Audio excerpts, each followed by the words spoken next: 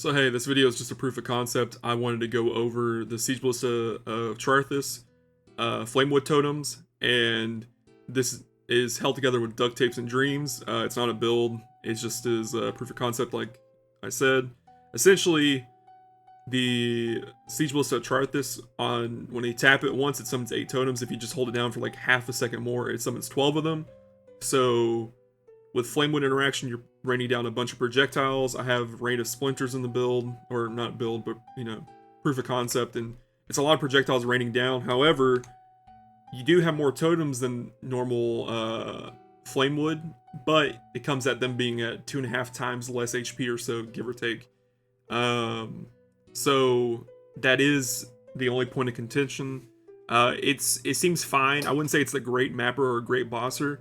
It just, it's got some kinks to iron out. I will say, during Cirrus's final phase with the little spinning lasers, when they hit like every tick or so, or however that fucking works, it's hitting all the totems and he basically gets melted. So if a boss hits it like fast and does all that, it's great.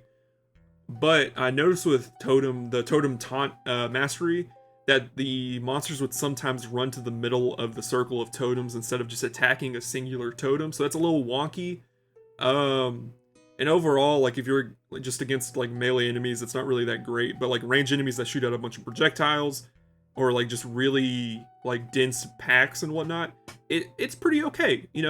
It's not gonna be like the best build ever, but there are probably some ideas that you could figure out to make this work and more efficient. My gear is pretty basic. I'm only running a Frostblink and the Siege Ballista and 2 auras. I don't even have all the link setups and whatnot. No curse, none of that.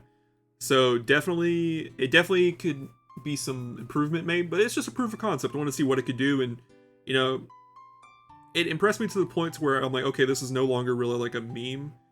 I mean, realistically, there's no reason why you would use this over rejuvenation totem because it has way more life.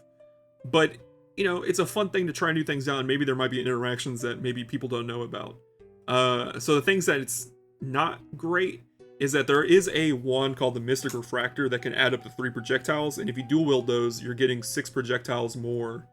So on top of that, with the Rain of Splinters, it's just so many more projectiles. So DPS wise, this is way weaker unless there's another interaction to find out. The tree is very generic. It's just traveling all the way to like the right side of Duelist to get a bunch of suppression, a bunch of dexterity. And then it has like a bunch of the like Inquisitor and like Marauder nodes where it's just like life and armor and just some jewel sockets and whatnot. Basic Hierophant, basic whatever. Not really a whole lot of thought went into this. Just like, hey, let's see if this works. And I think it's a pretty strong showing for a proof of concept. So we're gonna see where this takes us. If you have any suggestions, leave them down below. And peace.